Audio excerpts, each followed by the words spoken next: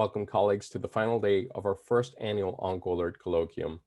Along with our partners at MASC, CEOG, eCancer, and VJ Oncology, we bring you this first of its kind year in review for some of the biggest news in oncology for 2020, divided by tumor group.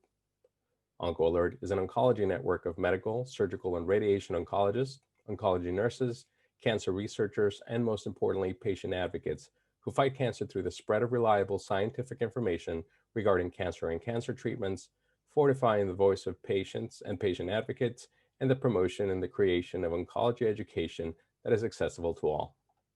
Our goal with this colloquium is to provide our colleagues with a reliable year in review by some of our OncoAlert faculty who are leaders in their field. This colloquium, like every OncoAlert initiative, is without sponsorship. Everything you will see and have seen during this week is possible because of the dedication of our OncoAlert faculty and friends who believe that as colleagues, we can make a difference in our global education, regardless of financial possibilities. As you have noticed, there is no signing up, there is no registration, and these videos are always found on our YouTube channel, where you can just share the link, and we encourage you to do so. Today's presentations are the best of 2020 in genitourinary cancers, social media, and a year in FDA approvals. Our presenters are Dr. Toni Choueiri, renal cell carcinoma, Dr. Andrea Apolo, bladder cancer, Dr. Neeraj Agarwal, prostate cancer, Dr. McBride, prostate cancer radiotherapy. We end the day with the OncoAlert sessions where I will be talking about the year in OncoAlert oncology social media and a year in review of FDA approval. We hope that you have enjoyed the colloquium and invite you to share with your colleagues all 5 days of the colloquium, which are found on YouTube. All you need to do is copy the link and just send them a link to the website. All of the links are found there, and you can find us at www.oncoalert360.com. Without further delay, Dr. Choueiri.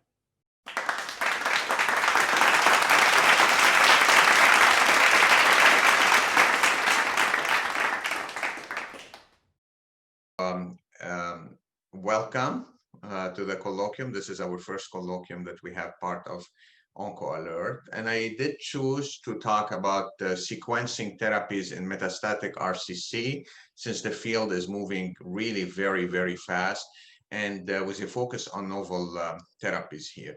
That's the agenda. First, knowing your risk. What's the national guidelines today? Some updates on first-line treatment, later line option, and then some new targets and drugs here. These are my disclosures. First, know your risk. In metastatic RCC, we do stratify patient into favorable, intermediate, and poor risk based on usually the IMDC criteria, which are criteria that are simple, they're clinical and lab-based criteria. And these are some of the publications we had all along. And the risk group really captures the natural biology and the natural history of metastatic RCC patient, whether these patients were treated with single agent VEGF targeted therapy or with immune checkpoint inhibitors. And you can find it here directly on the website, MD-Calc, if you want. So as of today, these are the approved first-line combination therapies in advanced RCC, and we try to think this in terms of classes of agent: CTLA-4 inhibitor, PD-1, PD-L1 inhibitor, the TKIs, VEGF target therapy, and the mTOR inhibitors. And most recently, and we're going to discuss that shortly, the main issue now and the question in first-line therapy is whether picking an IO-IO or an IO VEGF drug. And this is the latest with the NCCN guidelines, which really discusses therapies as first-line based on favorable, poor, or intermediate. And you can see the preferred regimen. Usually it's based on the trials being a pivotal phase 3 trial, its result, and overall survival. For example, in the favorable risk, axitinib and pembrolizumab, pazopanib and sunitinib are preferred regimen. In poor and intermediate, nivo-ipi, axi-pembro, and cabozantinib based on the CABOSUN study. Then you have other recommended regimen, and then there are some regimen that are useful under certain circumstances. So what are the most urgent and important update in first-line therapy. We're going to start by dual immunotherapy approaches, and that's really embodied here by the Checkmate 214, the study of nivolumab plus ipilimumab in newly diagnosed advanced RCC here. A patient were stratified based on their IMDC prognostic score in region and received standard sunitinib versus the combination of nivolumab and ipilimumab. Note the ipilimumab dose here is what we call a low dose ipi at 1 mg per kg every 3 weeks, 4 doses, then maintenance nivolumab. 1,096 patients were randomized. The co-primary endpoint, 3 endpoints, progression-free survival, overall survival, and response rate, mostly in this intermediate and poor risk population. And what we have so far, several updates. So this is one of the frontline studies that has the most update with combination therapies here. And these are the updates that we have at 17.5 months, 30 and 42 months. You can see the hazard ratio is around, it hovers around 0.6, between 0.63 and 0.66 for overall survival. Really, sometimes PFS is significant, but usually this was not seen as the primary meat you want of the study. Its strength is in overall survival here that is remained stable in, if you want, and that's with several updates of the data. And even here, this is an update at 48 months. And finally, we're able to reach a median. So now a median of 4 years, 48 months with the combination of nivolumab and ipilimumab here in intermediate and poor risk patient with just over 2 years with sunitinib. So really amazing to witness what's happening in metastatic RCC, median survival approaching 4 years in those patients that are intermediate and poor risk also. And progression-free survival also 11.2 versus 8.3 months. And you notice the important thing here I want to show you is the tail of the curve. You know, after, I would say after 24, 30 months, you know, you have a tail in terms of around 35 months of patient being progression-free and alive. And, you know, patients are done with ipilimumab at that time, so they're on maintenance nivolumab here. So these are quite impressive results. Now you move on to responses. Responses are all superior with the combination, except in the nivolumab and except in the favorable risk. You still see responses in the nivolumab and ipilimumab, but higher in sunitinib. The one thing important with this combination to remember is the rate of complete responses, which, you know, could be equivalent some extent to potentially cure, especially if they're durable and for a long time. And it's between 10 to 12% here. We rarely see complete responses with single agent sunitinib, and they're usually not durable. Most of the responses are of great, if you want, duration and quality here. In the intermediate and poor risk, 2 out of 3 patients remain with ongoing responses here. And these are also the duration of responses with the swimmer plots here and the treatment-free interval. Now, treatment-related AEs, and there has been in this from Checkmate 214, some of the quality of life that, you know, favor the nivolumab and ipilimumab. You can see here the adverse events are mostly grade 1 and 2.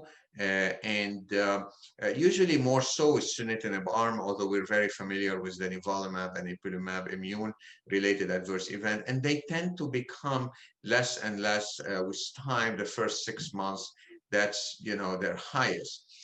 One interesting thing is even if you have you have to discontinue therapy because of treatment-related adverse event.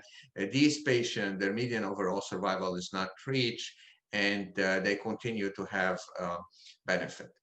Now switching into first-line immunotherapy plus TKI approaches. This is Keynote 426, a study of the combo of pembrolizumab axitinib versus sunitinib in patients that are previously untreated, with overall survival and progression-free survival in the intent to treat population. And these are the analysis here in the bottom right. First interim analysis showed a hazard ratio of 0.53 with a median follow-up of 12.8 months, with responses reaching almost 60%. With the second interim analysis with minimum follow-up of 23 months, this overall survival went up from 0.53 to 0.68, still significant, favoring the combination of pembrolizumab and axitinib. Responses rate were higher, 40% with sunitinib, 60% with pembrolizumab and axitinib, and the duration of responses are higher with pembro and axi. One of the interesting things here, didn't mention that this study between all the study I'm going to present for frontline that have IO or IO-VEGF had the highest in term of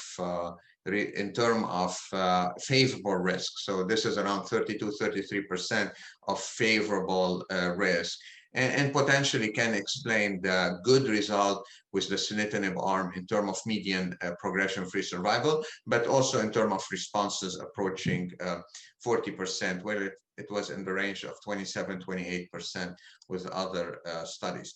Javelin Renal 101 was a phase 3 study similar to pembro-axi, but with avelumab as the immune checkpoint inhibitor and PD-L1 inhibitor. And the primary endpoint, also like axi-pembro, is PFS and OS, but in PD-L1 positive population. And that's based on the phase 1 showing really responses higher in PD-L1 positive population. But at the end of the day, there was no difference. Patient benefited in PD-L1 positive or in the ITT. These are the results in the PD-L1 positive, 13.8 versus 7 months. No new signals compared to what we saw with the phase 1, and responses around 56% in the combination arm. This study still, the overall survival data are not mature, and as of the time of recording here, it's not significant. During ESMO 2020, we just presented data from another combination of nivolumab and cabozantinib in metastatic RCC untreated patient, with the primary endpoint being progression-free survival. 651 patients were randomized. Again, the progression-free survival largely favored nivolumab, cabozantinib. It's double, so 8.3 months with sunitinib, 16.6 with the combination, highly statistically significant, and overall survival also, the hazard ratio was 0.6, 40% decrease in the risk of death here with the combination over sunitinib single agent. Response rate also was doubled. You can see sunitinib here 27%, on pembro-axi it was around 40%. 55.7% with the combination of cabo-nivo, and the median time to response and the duration of response. The median time to response is shorter with the combination, and the duration is almost double here. One interesting thing at the time of presentation is the health-related quality of life, which here favored in both metrics, the FKSI-19 and the FKSI-DRS, favored the combination over sunitinib. This is the voice of the patient, what the patient report. So in terms of how I see this, in terms of clinical take home here that we could, focus on with dual checkpoint inhibitor, as well as with checkpoint inhibitor and TKI, you have improved overall survival. But with the dual checkpoint inhibitor, the responses are durable. The follow-up really is mature, and there's a potential to stop therapy or stay on maintenance dual checkpoint inhibitor. The checkpoint inhibitor or on maintenance nivolumab. Now, one of the pros with the TKI and checkpoint inhibitor, the PFS is longer, the responses are higher, and there's a lower chance of immune-related adverse event because you have one immune checkpoint inhibitor. One of the cons with the nivo-ipi combination is the higher immune-related adverse event and the lower PFS. One of the cons with checkpoint inhibitor and TKI, beside the less mature follow-up, is that patient has to stay on TKI with the chronic TKI toxicity. And sometimes you may have some immune-related adverse event that you don't know they're from, like the diarrhea, for example. This is due to what? Is this due to potentially immune-related effect, or this is due to something else? So it's hard sometimes to make that call. But that's the clinical take home. And to remind everyone that the immune-related adverse events seen with immune checkpoint inhibitor can really affect any system. And that's really a illustrative a graph that illustrates really any symptoms now, any system.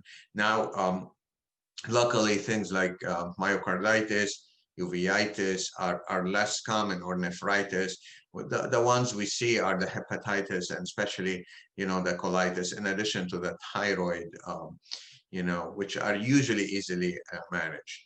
But any system could be affected here. So usually one view how we do that is to withhold TKI initially while continuing IO component, especially if you have side effects that you can be in both, like liver function test increase, diarrhea, but certainly not hypertension, for example. And, in certain cases, please use the example of diarrhea, appropriate supportive care, such as loperamide. And if you don't have resolution with TKI cessation and an immune-related adverse event is suspected, you manage the toxicity according to the current immune-related adverse event management guidelines of your institution, mostly starting with steroid, 1 mg per kg once a day or twice a day. And then if the patient is steroid refractory, there are second and third steps. But also you have to make the call if the patient need hospitalization or not, especially based on the severity of the symptoms. So what's the road ahead? Surveilling the next wave of innovation in RCC. These are some of the studies that are enrolling. So one approach is building on nivolumab and ipilimumab as a standard and adding cabozantinib. This is the study that hopefully will answer that, by the name Cosmic 313. Another study is the pedigree here that asks the question whether in patients that do not have complete response, for which we continue nivolumab, or don't have a progressive disease for which you need to switch immunotherapy, in those patients where typically you continue nivolumab, if they have stable disease or progressive or partial response. The question that pedigree asks, should we add cabozantinib, yes or no, to the maintenance of nivolumab? Both studies that I presented are accruing. Pivot 9 is also accruing as a study which controls sunitinib or cabozantinib, but randomizes patient in nivolumab plus Nectar-214, which is a pegylated form of IL-2 with, in theory, less toxicity overall. So these are the ongoing studies. Now, wanted to mention a bit here, CLEAR. CLEAR is a study with 3-arm, lenva, everolimus, lenva, pembro versus sunitinib. One of the last studies that used sunitinib as control. All these studies started at the same time, almost. And just a couple of days ago, November 10, the press release showed that the IO VEGF arm met response rate, PFS, NOS, and even the non-IO arm, experimental arm of lenvatinib, everolimus, had response rate and PFS here. What about later line option in PD-1, PD-L1 refractory disease? The question here, could you continue a PD-1 or jump to a PD-1 or PD-L1 inhibitor if there's a progression on a similar maybe different drug, but similar class of agent. One of the things here we started to note, and why we think perhaps yes, is from Emotion 150, which was a study of atezolizumab, bevacizumab versus atezolizumab versus sunitinib, where patients that progressed on atezolizumab or sunitinib were allowed to get the combination. So in those patients that actually progressed post-atezolizumab, they get atezolizumab and bevacizumab. So it's almost like you added bevacizumab. And we noted here their median progression-free survival was 1 month here, which was really, really interesting. And the responses were actually higher than when you expect with bevacizumab monotherapy. And what we looked at the data, some retrospective data in patient re-challenge with renal cell carcinoma, re-challenge with immunotherapy, and 69 patient here we published with Dr. Ravi, we saw that among 23 patients who even received single agent checkpoint inhibitor, 7 out of 3 responded here. And there is data with VEGF and IO, with lenvatinib and pembrolizumab post-IO failure that showed almost a response rate of 60% in this study by Dr. Lee. But remember, this all in theory could be lenvatinib, but although, in theory, you would also think of less in terms of response, but there is no control arm. And one of the question here is like, what's the biology, underlying, if you think that, this is, makes sense, is that PD-L1 really interacts specifically with B7-1 to inhibit T cell proliferation, and that interaction happened in cysts on the same cell, but not in trans. So if you have a PD-1 inhibitor like Pembro and Nivo, you leave that PD-L1, B7-1, CD80 cis receptor intact, and that lead really to a negative signal here in blue. That's courtesy of Dr. Gordon Freeman. Other TKIs also may be coming. This is a study post-VEGF. Many have received checkpoint inhibitor with tivozanib, a drug that was not able to be approved frontline versus sorafenib in the TiVo-1 study. But in this TiVo-3 study, this drug showed superiority over sorafenib with an overall survival. There was no overall survival benefit, but there was also no detriment here. And the question here that we're going to ask ourselves, as I told you, there is activity of IO, post-IO from retrospective study, phase 2 study. We're going to take this to a phase 3 study with CONTACT-3, which is atezolizumab and cabozantinib versus cabozantinib only in patient whose tumor progressed on prior PD-1 or PD-L1 inhibitor, trying to ask the question whether we should continue giving these combination and rotate, if you want, the immune checkpoint inhibitor. Only a randomized study, in my opinion, is able to answer that. Before moving to totally new drugs, I want to just mention salvage therapy, because there's a lot of discussion when we started using immune checkpoint inhibitor, two things. First, when we use both nivolumab and ipilimumab, let's say PD-1 CTLA-4 inhibitor, we know immune-related adverse events are higher. And we also know that some patients don't need both drugs, need one drug. So us and many other centers and groups have embarked on these sequential therapies where you start by nivolumab induction. And if you have a response, that's great. You continue, and you stop after some time. But if you do not, and that's the majority of patients that have stable disease or progressive disease, you add ipilimumab at that time. And what we found is we probably should just give those drugs at the same time, and that early discontinuation in the absence of toxicity may not be really recommended. And the two things that we found out here is that we didn't see much CRs by adding IPI after Nivo. And when you combine both, the CR rate are 10 to 12%. These are the best of the best, the patients that do very well. The second thing is that that strategy was wishful thinking anyway, Nivo going to IPI, because a lot of patients are not able to stay on trial. Patient may not be even able to receive second-line therapy, and that's in line with some of the studies in the past. So we, in these two studies, Omnivore HCRN, and there's a third one from Germany called Titan RCC.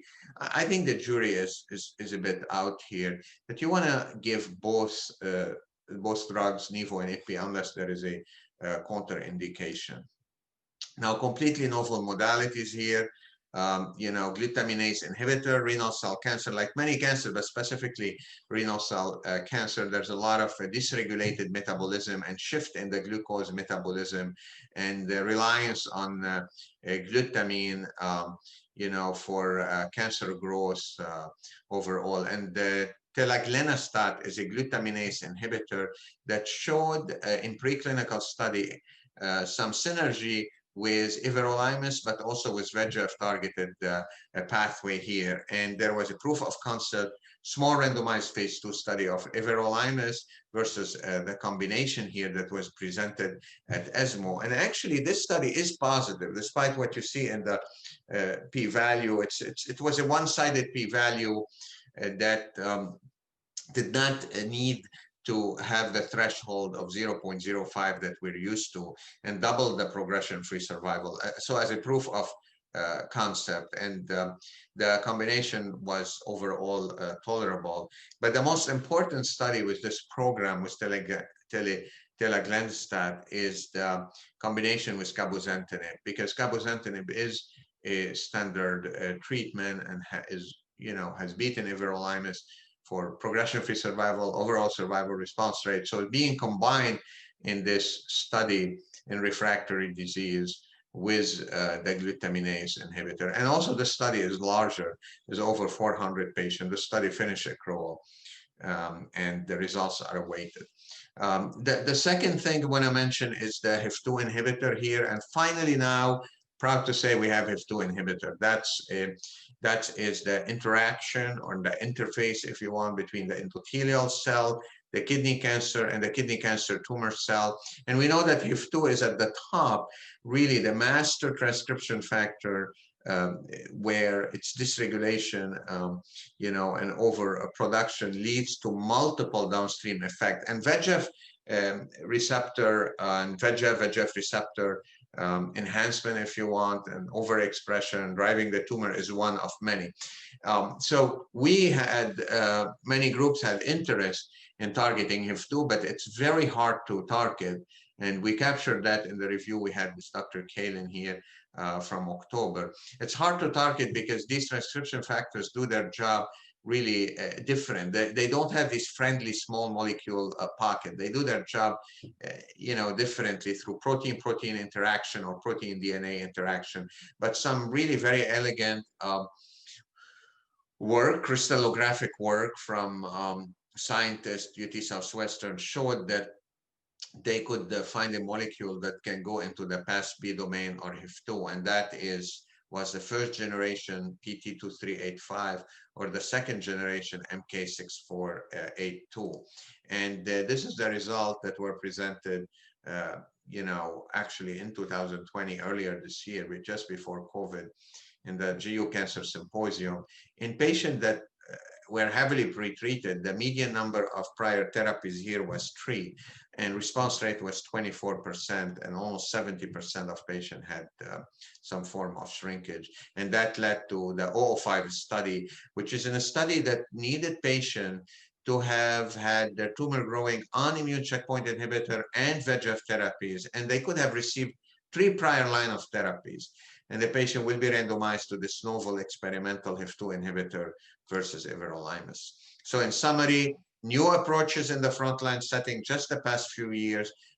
All these are positive alternative for patients with advanced RCC. We've seen that in patients with intermediate or poor risk RCC with Nivo-IPI, now you're reaching 4 years median OS, something never seen before.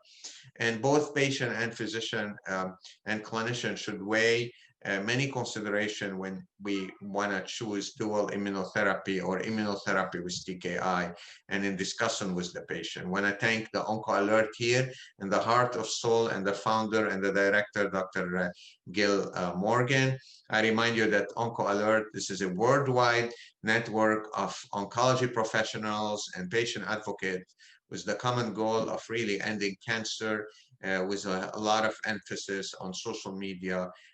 Here on Twitter, a platform I use, and don't forget the OncoAlert360.com that was born in July. But the whole really network was born in 2019 and now boosts, at least on Twitter, over 12,500 followers with the weekly news link, and especially now the colloquium. And this is one of many, and consider yourself OncoAlert, and please be part of this important movement to crush once for all cancer. And thank you so much, and I hope you're staying safe and healthy during this pandemic.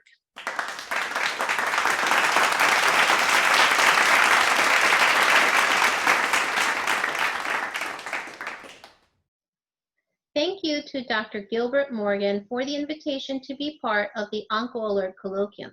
My name is Andrea Apolo, and I am a medical oncologist at the National Cancer Institute in Bethesda, Maryland. Today, I will discuss the biggest news of 2020 in bladder cancer, including key trials, practice-changing findings, and FDA approvals. The management of bladder cancer can be divided into non-muscle invasive bladder cancer, muscle invasive bladder cancer, and metastatic disease. I will discuss new and exciting clinical trials at multiple different stages of disease, starting from the more advanced second-line setting to the first-line setting to muscle invasive and non-muscle invasive disease. In 2016 and 17, the FDA approved 5 checkpoint inhibitors for the second-line treatment of metastatic urothelial carcinoma, and 2 checkpoint inhibitors for the first-line treatment in patients that are cisplatin ineligible. In 2019 and 20, we saw several new approvals, including the first targeted agent in metastatic urothelial carcinoma, erdafitinib, targeting FGFR3 alterations, and the first antibody-drug conjugate, enfortumab vedotin. We also saw pembrolizumab approved for patients with non-muscle invasive bladder cancer, and avelumab approved for the maintenance treatment of metastatic urothelial carcinoma. So we'll start off with second and third line therapy for metastatic bladder cancer. The phase 2 trial of erdafitinib in patients with metastatic urothelial carcinoma that harbor FGFR3 alterations showed an overall response rate of 40%. This data led to FDA approval of erdafitinib for this indication. At ESMO 2020, we saw the updated NORSE trial, which is a combination of erdafitinib plus sirolimus in patients with metastatic urothelial carcinoma with FGFR3 alterations. At different dose levels in 21 patients, we saw an overall response rate of 52%. Enfortumab vedotin is an antibody-drug conjugate that targets Nectin-4 with the payload MMAE. The phase 1 study of enfortumab vedotin, EV-101, showed an overall response rate in all comers of 40% in 112 metastatic urothelial carcinoma patients treated with this agent. This data led to FDA approval of enfortumab vedotin in patients refractory to platinum-based chemotherapy and or refractory to checkpoint inhibitors. The phase 2 trial of enfortumab vedotin, EV-102, in 125 metastatic urothelial carcinoma patients saw similar overall response outcomes, with 44% of patients showing response. At GU ASCO 2020, the results of EV-103, which is a combination of enfortumab vedotin plus pembrolizumab, were reported. This is in a different setting. This is in the first-line setting in patients that are cisplatin ineligible. The overall response rate in this setting for the combination was 73.3%.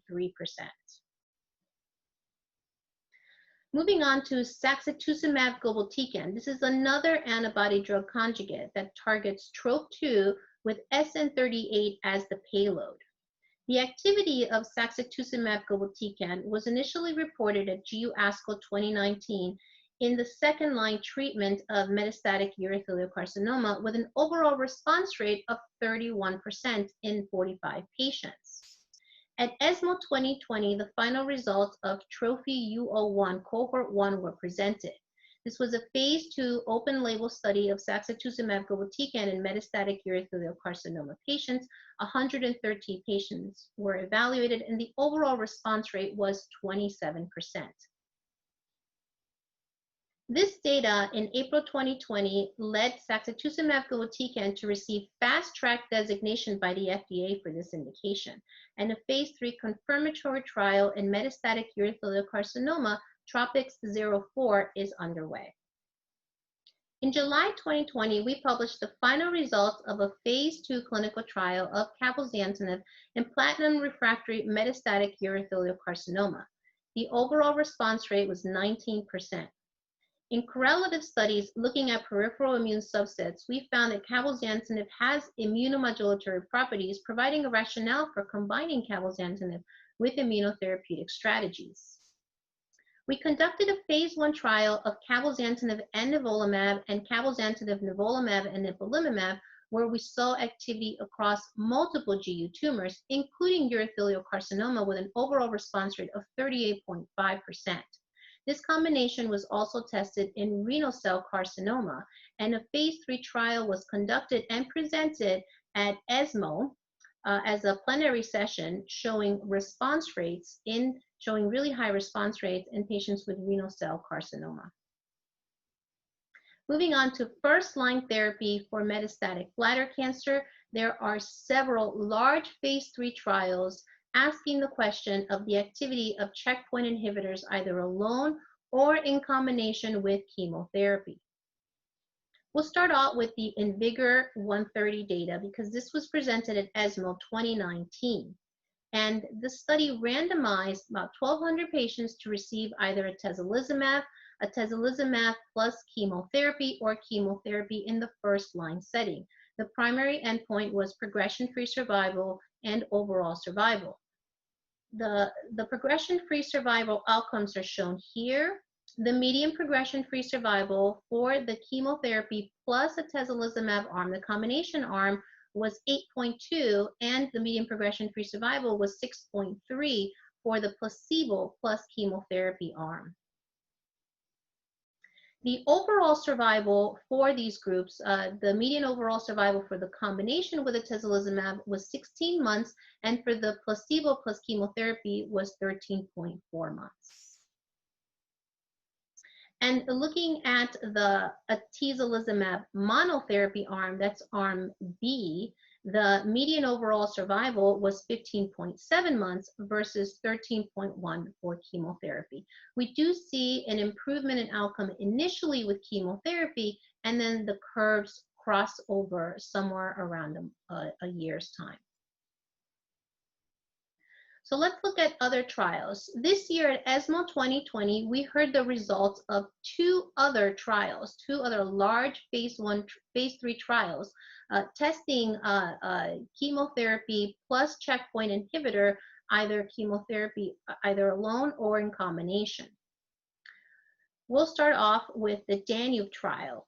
The Danube trial is an important trial as it asks the question of the activity of durvalumab by itself in the first-line setting, durvalumab plus tremelimumab in the first-line setting versus chemotherapy. This trial randomized patients to receive durvalumab plus tremelimumab, or chemotherapy alone, and the primary, there was two co-primary endpoints. The first one was to look at the PD-L1 high durvalumab, the PD-L1 high patients that received durvalumab versus patients that received standard chemotherapy, and the intent to treat population, so regardless of PD-L1 status, versus the standard of care chemotherapy patient population. PD-L1 was assessed using the Ventana PD-L1 SP263 assay. And these are the outcomes. The primary, one of the co-primary endpoints was the overall survival of durvalumab versus chemotherapy in the PD-L1 high. And the median overall survival for monotherapy durvalumab was 14.4 months and 12.1 for chemotherapy. Again, we see chemotherapy doing a little bit better in the beginning and then crossing over by durvalumab crossing over around about a 12-month period. The hazard ratio for this finding was 0.89. A second co-primary endpoint was the overall survival of durvalumab plus tremelimumab versus chemotherapy in the intent to treat population. And the median overall survival for durva plus tremi was 15.1 months versus 12.1 months for the chemotherapy arm, with a hazard ratio of 0.85. Looking at the overall response rate in the intent to treat population, the monotherapy durvalumab, the overall response rate was about 26%. For the combination of durva and tremi, it was 36%, and for chemotherapy, it was 49%. But looking at the PD-L1 high population, interestingly, the combination of durvalumab and tremelimumab had a response rate of 47% versus 48% for the patients receiving chemotherapy. So very similar in these arms. So a second study that was reported at ESMO 2020 was the Keynote 361 study. And this study randomized the patients in the first-line setting to receive pembrolizumab versus chemotherapy and pembrolizumab versus chemotherapy. And the primary endpoint was progression-free survival and overall survival. 1,010 patients were randomized to these arms, and these are the reported outcomes. The primary progression-free survival by blinded independent central review of pembrolizumab plus chemotherapy versus chemotherapy showed that pembro plus chemotherapy, the median PFS was 8.3 versus for chemotherapy was 7.1 with a hazard ratio of 0.78. Looking at pembrolizumab plus chemotherapy in terms of overall survival, the median overall survival for pembro plus chemotherapy was 17 months versus 14.3 months for the chemotherapy on its own. The results did not meet the predefined statistical significant endpoint. So we await the results of two additional trials. Nile trial, which asked the question of durvalumab plus chemotherapy, durvalumab plus tremelimumab, and chemotherapy versus chemotherapy, and the Checkmate 901 study that asked the question of nivolumab and ipilimumab versus nivo plus chemo versus chemotherapy. Moving on to maintenance therapy for metastatic bladder cancer. At ASCO 2020, we saw the report of avelumab maintenance therapy. This is Javelin Bladder 100, where patients that received chemotherapy in the first-line setting were randomized to receive avelumab versus best supportive care. The patients that received platinum-based chemotherapy must have achieved a complete response, a partial response, or stable disease in order to be randomized. And the patients either received, again, avelumab plus best supportive care or best supportive care with the primary endpoint of overall survival. And these are the results. Avelumab had an improvement in overall survival with an overall survival of 21.4 months versus 14.3 months in the patients that received best supportive care. This data in June 2020 led avelumab to receive FDA approval for the maintenance treatment of patients with metastatic urothelial carcinoma that have not progressed with first-line platinum-containing chemotherapy. So moving on to neoadjuvant therapy for muscle-invasive bladder cancer, two trials have tested single-agent checkpoint inhibitor in this setting. The Abacus trial tested atezolizumab, 2 doses of atezolizumab in cisplatin-ineligible patients that went on to undergo cystectomy. And the PURE-01 trial tested pembrolizumab, 3 cycles of this, predominantly in cisplatin-eligible patients. The overall response rate for the 3 cycles of pembrolizumab in the PURE-01 trial was 42%, and in the Abacus trial was 29%, showing activity for monotherapy checkpoint inhibitor in this setting. And 2 additional trials have been published in the neoadjuvant setting, asking the same question. These were published in Nature Medicine this year. The first one was a single institution neoadjuvant study of durvalumab plus tremelimumab in cisplatin ineligible patients in high-risk muscle-invasive bladder cancer patients. In this study, 28 patients enrolled and 24 patients completed surgery. The primary endpoint was safety. And the grade 3 immune-related adverse events were seen in about 21% of patients. These were laboratory abnormalities. 1 patient had hepatitis and 1 patient had colitis.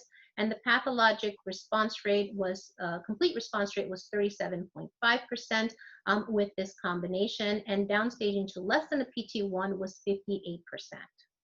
Another trial that was also published in Nature Medicine looked at was a single-arm feasibility trial of neoadjuvant nivolumab plus ipilimumab in stage 3 muscle-invasive bladder cancer patients. 24 patients received therapy, 23 completed surgery within 12 weeks, and the primary endpoint was feasibility to undergo surgery within 12 weeks. The grade 3 immune-related adverse events were seen in 55% of patients, and 41% of these patients when you excluded clinically insignificant laboratory abnormalities. The pathologic complete response was 46%, and 58% of the patients downsstaged to less than a PT1. So moving on to adjuvant therapy for muscle-invasive bladder cancer, there are 3 large phase 3 trials have been developed asking the question of monotherapy checkpoint inhibitor post-radical surgery in high-grade muscle-invasive bladder cancer. The INVIGOR-010 study was presented at ASCO 2020, unfortunately showing no improvement in disease-free survival in patients receiving adjuvant atezolizumab versus patients in the observation. 809 patients were randomized in this study. In September 2020, a press release for the Checkmate 274 study was released, and it said that the Checkmate 274 met the primary endpoint of disease-free survival in the intent to treat population and in the PD-L1 positive population. But we haven't seen this data yet, and hopefully we will see this data soon. So we have a positive trial potentially with the Checkmate 274. The INVIGOR-010 was a negative study, and we await the results of the Ambassador study. This is a cooperative group trial run through the Alliance that randomizes patients to receive pembrolizumab versus observation. The study is actively accruing, and we await the results to help determine the efficacy of checkpoint inhibitors in this setting. So moving to BCG unresponsive, high-risk, non-muscle invasive bladder cancer, the Keynote 057 study was a single-arm open-label phase 2 trial for high-risk BCG unresponsive, non-muscle invasive bladder cancer patients. Cohort A tested pembrolizumab every 3 weeks in patients with carcinoma in situ with or without papillary disease. And the primary endpoint was complete response at 3 months. 102 patients were treated, and the complete response was 40%. At ASCO 2020, the 2-year follow-up was reported showing a median duration of response of 16.2 months. And based on this data, in January 2020, the FDA granted approval of pembrolizumab to BCG unresponsive, high-risk, non-muscle invasive bladder cancer with carcinoma in situ with or without papillary tumors who are ineligible or refuse cystectomy. Another agent that recently reported activity in this setting is nadofaragene firadenovec. This study was published in Lancet Oncology in November 2020. And this is a recombinant adenovirus that delivers human interferon alpha-2b cDNA into the bladder epithelium. 151 patients were enrolled in this phase 3 single-arm open-label study, and nadofaragene firadenovec was given as intravesical therapy at a dose of 75 milliliters and repeated at month 3, 6, and 9. Grade 3 adverse events were low, and they included micturition urgency, bladder spasm, syncope, urinary incontinence, and hypertension.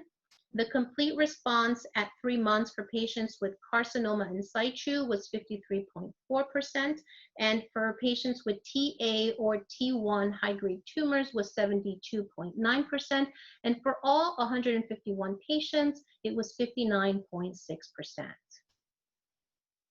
So in summary, we now have many new agents available for the treatment of urothelial carcinoma at multiple different stages, including 2 new indication approvals in 2020.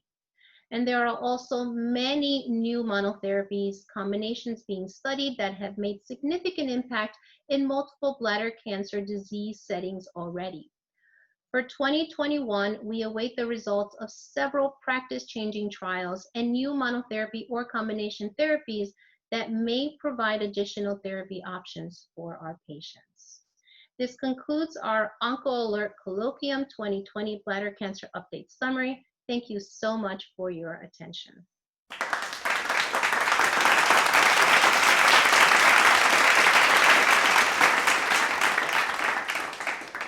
Hi, this is my privilege to discuss advancements and highlights in the treatment of metastatic prostate cancer in 2020. These are my conflict of interest, career-wide, past or present. These are the topics I will discuss today, which I feel were the most significant advancements in the treatment of metastatic prostate cancer in 2020. Let's start with PARP inhibitors. There is no doubt that emergence and approval of PARP inhibitors in prostate cancer was the most important highlight of 2020. Before I delve into the trial using PARP inhibitors, let me briefly review its mechanism of action. This figure describes the pathway leading to PARP activation and how PARP inhibitors may lead to cell death. PARP is recruited to sites of single-strand DNA damage, which leads to activation of base excision repair pathway and ultimate cell survival. In the presence of PARP inhibitors, an alternate mechanism of DNA repair, homologous recombination repair, is activated, which also leads to cell survival. In the case of mutations in genes belonging to homologous recombination repair pathway, the presence of PARP inhibitors lead to cell death due to accumulation of double-strand DNA breaks and upregulation of non-homologous end joining pathway, a process known as synthetic lethality. Alternatively, certain PARP inhibitors, such as talazoparib, trap PARP at the site of damage, preventing DNA replication and leading to replication fork instability and cell death, regardless of DNA homologous recombination repair defect. Let us start with the result of the PROFOUND trial, which led to approval of olaparib for metastatic CRPC. This was the first phase 3 trial in prostate cancer where patients were selected based on genetically altered biomarkers, and an investigational drug led to improved overall survival and radiographic progression-free survival. 2 papers were published earlier this year in New England Journal of Medicine and reported results from this trial. The PROFOUND trial was an open-label phase 3 randomized trial that included 387 patients with metastatic CRPC that progressed on prior NHT and had alteration in 1 or more 15 qualifying homologous recombination repair genes. They were randomized 2-to-1 to either olaparib or alternate abiraterone or enzalutamide. Cohort A included patients with BRCA1, BRCA2, and ATM mutations, while cohort B included all other non-canonical homologous recombination repair mutations. Primary endpoint was radiographic progression-free survival in cohort A and several secondary endpoints. Overall patient characteristics were well matched between experimental and control arm, and median age was approximately 68 years. Most common side effects were anemia and nausea, which can easily be handled in the clinic. Other than anemia and nausea, no other grade 3 and 4 adverse events were noted, demonstrating high tolerability of this drug. Significant improvement in radiographic progression-free survival was observed for patients in cohort A harboring BRCA1, BRCA2, and ATM alterations. A hazard ratio of 0.34 favored olaparib with 4-month improvement in radiographic progression-free survival and a 65% drop in risk of radiographic progression. Confirmed objective responses in cohort A significantly favored olaparib with 33% versus 2% in the control arm.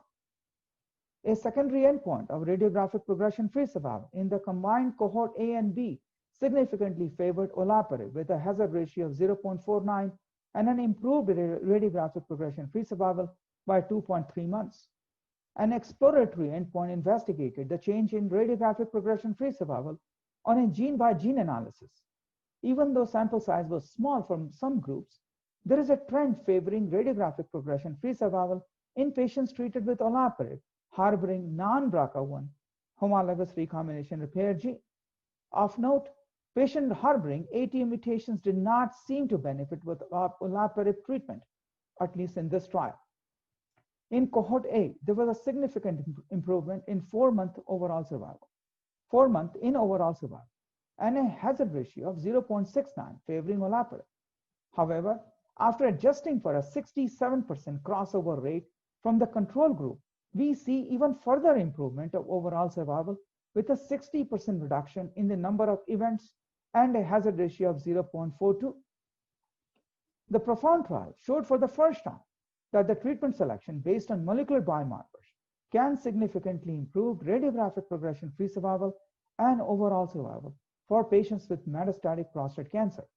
Based on the results from this randomized phase 3 trial, it is extremely important to identify these patients in the clinic and treat them with PARP inhibitors if they are harboring those HRR gene mutations. I have already adapted molecular testing to identify these patients and treat them with PARP inhibitors, which are much better tolerated options than what is available at this point of time in their natural course of disease, such as chemotherapy. Another PARP inhibitor, rucaparib, was also approved for mCRPC patients, although only in those patients who harbored a BRCA1 and BRCA2 mutations. The TRITON2 phase 2 trial with rucaparib enrolled 115 mCRPC patients that previously progressed on enzalutamide or abiraterone and one taxane-based chemotherapy for castrate-resistant prostate cancer and harbored a BRCA gene alteration. Primary endpoint was overall objective responses. The primary endpoint of objective response was met with 33% patients responding to rucaparib therapy, and a secondary endpoint of PSA 50 was achieved by 55% patients. In addition, 25% patients had stable disease. Also, based on these data, rucaparib was approved for patients with mCRPC harboring BRCA1 and BRCA2 gene alterations with prior disease progression on taxane and a novel hormonal therapy. In addition to their efficacy as monotherapy, PARP inhibitors also provide opportunities for synergistic combination strategies. Besides their direct cytotoxic effect, PARP inhibitors also exert anti-tumor immunity. Double-strand DNA breaks induced by PARP inhibitors generate cytosolic double-strand DNA fragments that binds to C gas and lead to stimulator of interferon gene or STING activation and generation of a type 1 interferon response. This upregulates cytokines or chemokines, leading to T cell recruitment. Programmed death ligand or PDL1 is also upregulated and may lead to T cell exhaustion, an effect that can be abrogated via concomitant PD1 axis inhibitors with checkpoint inhibitors. This table summarizes 3 large ongoing trials in patients with mCRPC, being randomized to monotherapy with androgen signaling inhibitors such as abiraterone or enzalutamide plus minus one of the PARP inhibitors, olaparib, niraparib, or talazoparib. These trials include both selected and unselected patients. Radiographic progression-free survival is the primary or co-primary endpoints for all these trials. If any of these trials are positive, it will provide us the opportunity to use concurrent PARP inhibitors and androgen signaling inhibitors in unselected as well as selected patients with mCRPC. Another example is the combination of PARP inhibitor with the PD1 inhibitor in the Key Link 010 trial. Patients with mCRPC progressing on chemokerapi or enzalutamide or abiraterone receive pembrolizumab and olaparib versus alternate enzalutamide or abiraterone. Primary endpoint are overall survival and radiographic progression-free survival.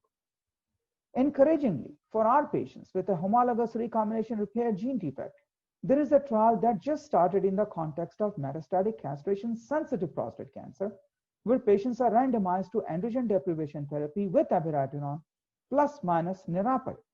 The primary endpoint is radiographic progression-free survival. This trial is occurring in various different countries across the planet. If this trial is positive, it will lead to approval of PARP inhibitors in the metastatic castration-sensitive prostate cancer setting. Let's move on to AKT inhibitors in metastatic CRPC. These agents are not approved yet. However, we have seen promising data with these agents. I will start by describing the phase 3 hypertension 150 trial. The data were presented by Dr. Johan de Bono at ESMO 2020. The biological rationale for combining AKT inhibitors with AR axis inhibitors is based on crosstalk between the PI3-AKT-mTOR and pathway and the androgen receptor pathway. Monotherapy with either of these agents result in reciprocal activation of both pathways and a mechanism for cancer cell survival. Therefore, dual targeting of both pathways may have synergistic anti-tumor activity, resulting in improved clinical outcomes. Hypertension is a large phase 3 trial which randomized 1,100 treatment-naive mCRPC patients to abiraterone plus minus ipatasertib. The co-primary endpoints were radiographic progression-free survival in the intention to treat and PTEN deficient patient population by IHC. Overall, patient characteristics were well matched between experimental and control arm, and median age was approximately 70 years. Radiographic progression-free survival was significantly improved in patients with PTEN loss by IHC with an approximately 2-month improvement and a hazard ratio of 0.77, favoring the experimental arm with the agent abiraterone plus ipatasertib. In contrast, radiographic progression-free survival was not improved in the ITT population. For a statistical significance, p-value had to be less than 0.01, which was not the case here. Interestingly, if you look at the patients with PTEN loss by NGS, radiographic progression-free survival was remarkably improved by approximately 5 months with a hazard ratio of 0.65, favoring the ipatasertib combination arm, which suggested 35% decrease in the risk of progression or death. Overall survival data are not mature, and only time will tell whether the ipatasertib combination is favored in the PTEN loss or the ITT population. Grade 3 or 4 adverse events of rash, diarrhea, elevated liver enzymes, and hypoglycemia were more prominent in the ipatasertib arm compared to the control arm. Hence, combination of ipatasertib and abiraterone seem to be associated with a very promising activity in patients with PTEN deficiency. Side effects were manageable with aggressive use of loperamide and antihistaminics. The overall survival data are not mature yet. Based on the encouraging results from the hypertension 150 trial, another phase 3 trial combining AKT inhibitor capivasertib with abiraterone is open to accrual in metastatic castration-sensitive prostate cancer. Eligible patients with mCSPC and PTEN deficiency are randomized to abiraterone plus minus capivasertib. If this trial is positive, AKT inhibitor will be used in the setting of mCSPC. Now I would like to discuss recent and exciting results with a novel oral hormonal therapy known as relugolix. These data were presented in the ASCO 2020 and published simultaneously in the New England Journal of Medicine by Dr. Neil Shore. The name of the trial was HERO trial. As we can see here, relugolix is a GnRH receptor antagonist and does not lead to increased level of FSH and LH, which are associated with testosterone flare observed with GnRH agonist. In the HERO trial, 934 patients with advanced prostate cancer were randomized 2-to-1 to either relugolix or leuprolide. Primary endpoint was sustained castration at 48 weeks. The patients with Metastatic or locally advanced disease or with biochemical or clinical relapses were eligible. Overall patient characteristics were well matched and the median age was 71 years. The study met the primary endpoint of sustained castration and with relugolix not being non-inferior to leprolide.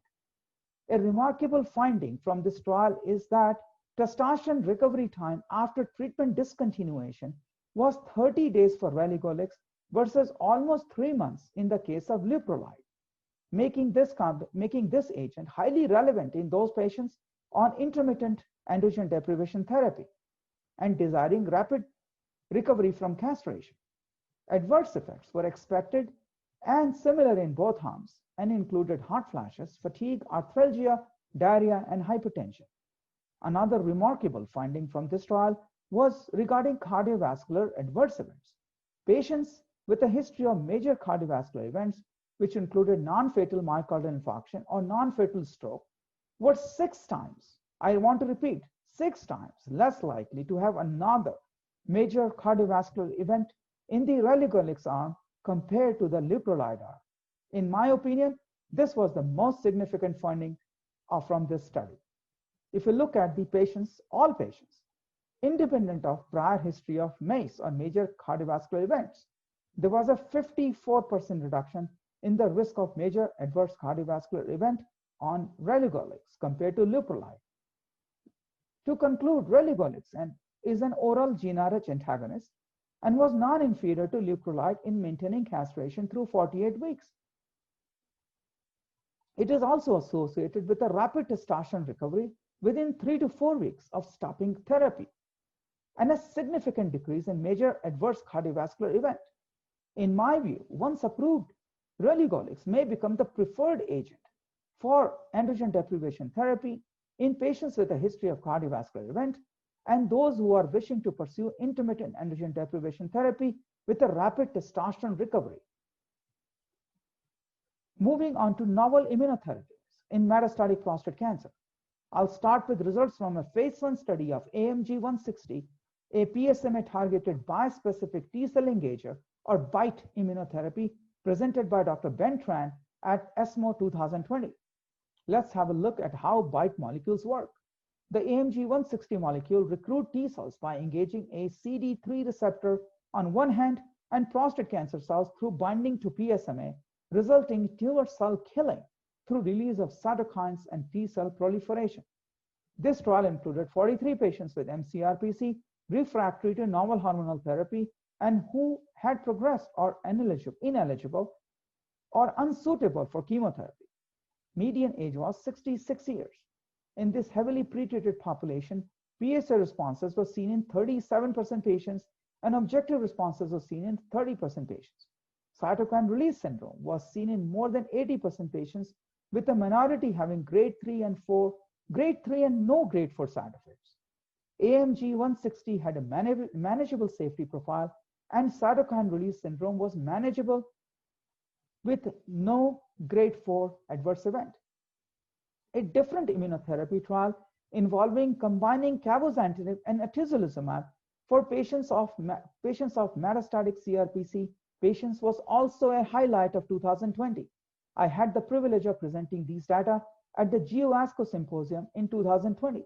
In this trial, patients with radiographic progression on enzalutamide or abiraterone or both were treated with cabozantinib and atezolizumab.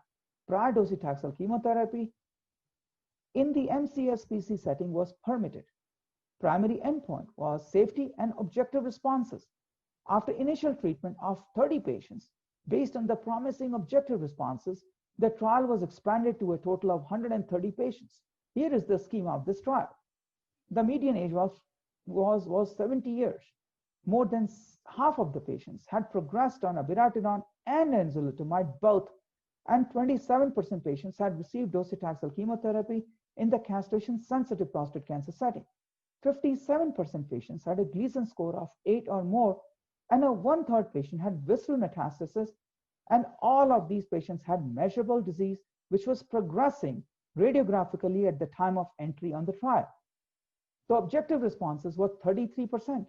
An additional 42 47% patients had stable disease as a best response, which translates to an 80% disease control rate in this heavily pretreated population.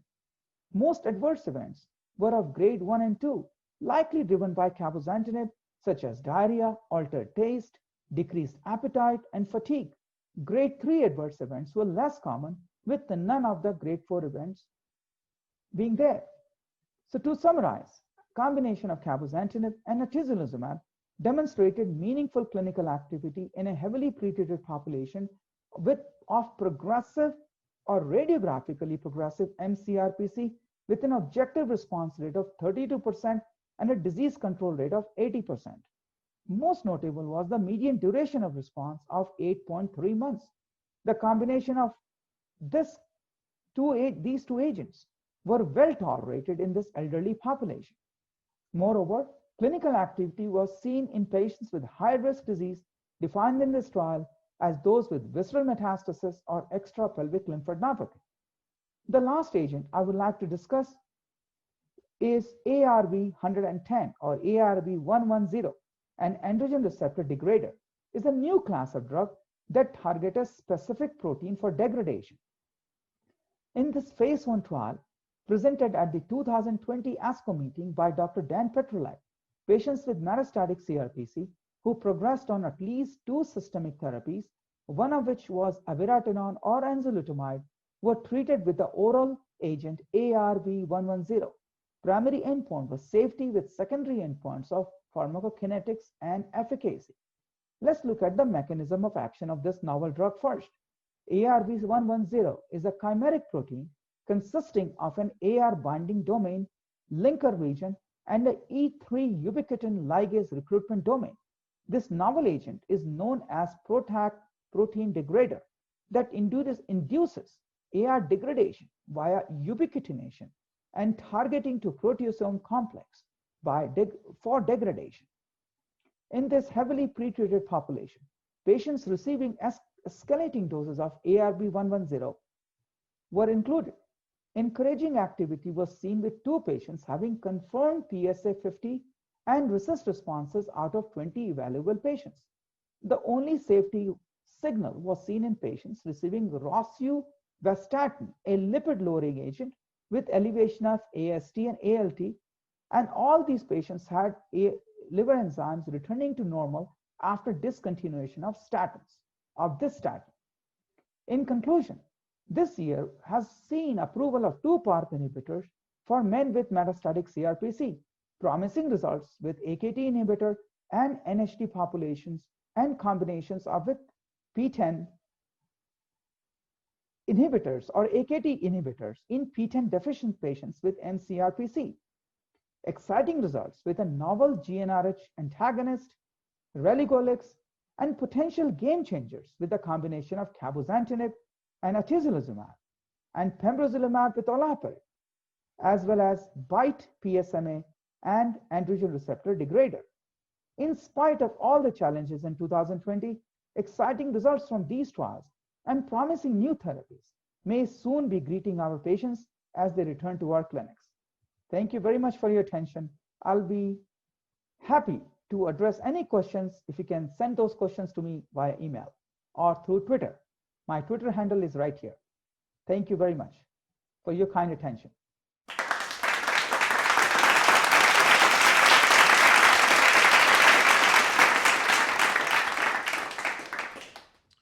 Hi, everyone. I'm Sean McBride. I'm a GU radiation oncologist at Memorial Sloan Kettering, and I'm very happy to present 2020 updates on radiation-based treatment of prostate cancer.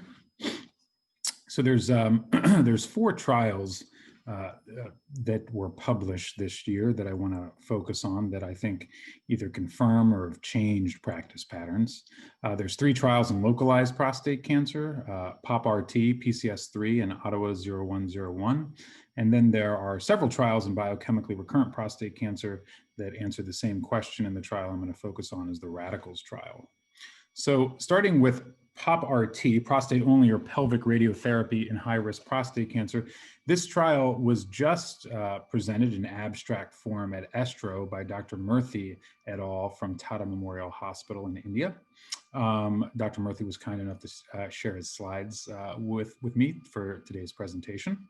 So this is addressing a long-standing question in the definitive radiotherapeutic management of prostate cancer, that being, is there a benefit of pelvic radiotherapy added to prostate-only radiation? There have been several trials, two seminal trials that have looked at this, RTOG 9413 and the GETAG trial, with some conflicting results, and POP-RT is attempting to answer that definitively. So the aim here was to compare the outcomes with whole pelvic RT and prostate-only RT in patients with high risk and very high risk prostate cancer. And you can see the definitions here. These are consistent with NCCN definitions. And basically who they enrolled was high risk prostate cancer patients with a risk of having pelvic lymph node positivity of greater than or equal to 20%. They were staged with MRI pelvis and PET-CT at baseline. They were then randomized to prostate-only RT or whole pelvic RT. Importantly, all of the patients received 24 months of ADT, which is obviously a standard of care for patients with high risk or very high risk prostate cancer. So any benefit seen with whole pelvic RT is going to be on top of the benefits already accrued to the patient by getting standard of care long course ADT. You can see the stratification variables here. Those are important to mention. So the primary objective was 5-year biochemical failure-free survival, and you can see the secondary endpoints. And the hypothesis was that whole pelvic radiation would improve the 5-year rate of biochemical failure-free survival from 45% to 62%, and with an 80% power to detect that difference. With that power calc, 224 patients needed to be enrolled on the trial. This was an intention to treat analysis. So all patients received moderately fractionated IMRT. Daily IGRT was used. Prostate RT was 68 gray and 25 fractions, 2.72 gray per fraction. The prostate and the seminal vesicles were treated, and the pelvic nodal RT was 50 gray and 25 fractions as a single integrated boost. Importantly, the nodal stations that were treated were more extensive than what was treated in the RTOG trial or in GETAG. The bilateral common iliacs, the internal and external iliacs, the presacral nodes, and the obturator groups were treated. This is more consistent with updated energy contouring guidelines. So this is a very modern technique that the authors were using. Here is a table 1 data. You can see a large majority, almost a majority of these patients were Gleason grade group 4 or 5. And you can see that many of them had advanced T-stage. Now, importantly, per the authors, the MRI was used to T-stage these patients.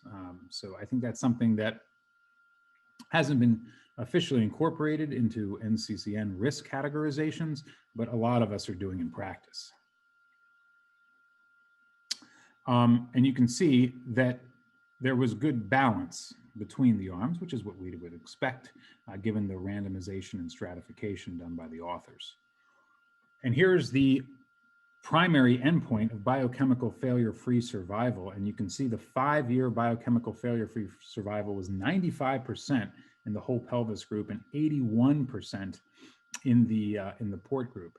And this is substantial in terms of its absolute difference. It's obviously statistically significant with a good median follow-up. Now, I think one thing to note is that these rates of biochemical failure-free survival were substantially higher than what the authors anticipated.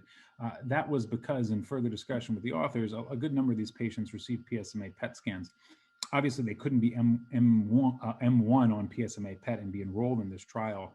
So you have a little bit of the Will Rogers effect. The patients who had PSMA PET scans showing M1 disease weren't eligible. In prior trials, obviously in the R2G trial and in GETAG, patients weren't staged with PSMA PET. So you probably had patients with what would have been conventionally imaged occult metastatic disease who would have obviously failed in terms of the primary endpoint for those trials, and that's why those trials had lower biochemical failure-free survivals. But this is I would characterize this as a dramatic difference. I think, very interestingly, despite the fact that these patients got 24 months of ADT, this is a post hoc analysis, but the addition of whole pelvic nodal irradiation led to a significant improvement in distant metastases failure-free survival. And that's obviously important to note. I think personally that biochemical recurrence-free survival is an endpoint of importance regardless of its surrogacy status, but it's nice to see that there was a DMFS benefit here as well. In terms of toxicity, there was an increase in physician-reported late GU toxicity. The supposition here is that was due to increased low-dose bath to the bladder. Important to note, on patient-reported outcomes, there was no toxicity difference, GI or GU, comparing the two arms. So, in conclusion, from POP-RT, prophylactic pelvic nodal RT improved biochemical failure-free survival and disease-free survival in high-risk and very high-risk prostate cancer.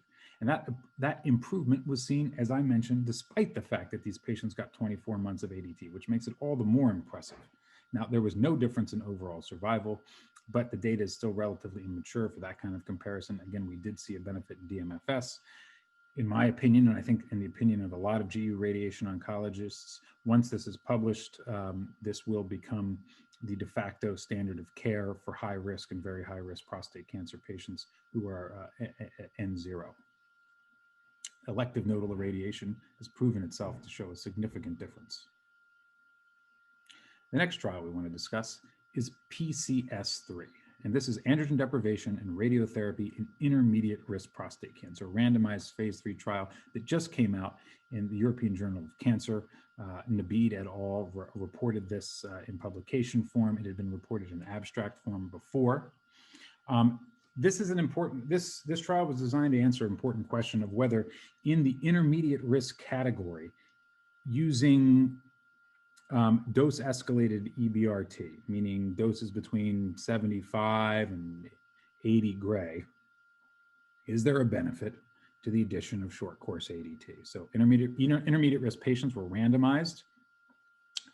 All of them received prostate only radiation, and then with differing doses. So this was a 3-arm trial, prostate only RT to 70 gray with 6 months of combined androgen blockade. So these patients received not only an LHRH agonist, but an androgen receptor antagonist, bicalutamide. Second arm was prostate only RT, 76 gray, and 6 months of CAB. And the final arm was prostate only RT without ADT. The primary endpoint was the cumulative incidence of biochemical failure defined as by the Phoenix definition of nadir plus 2.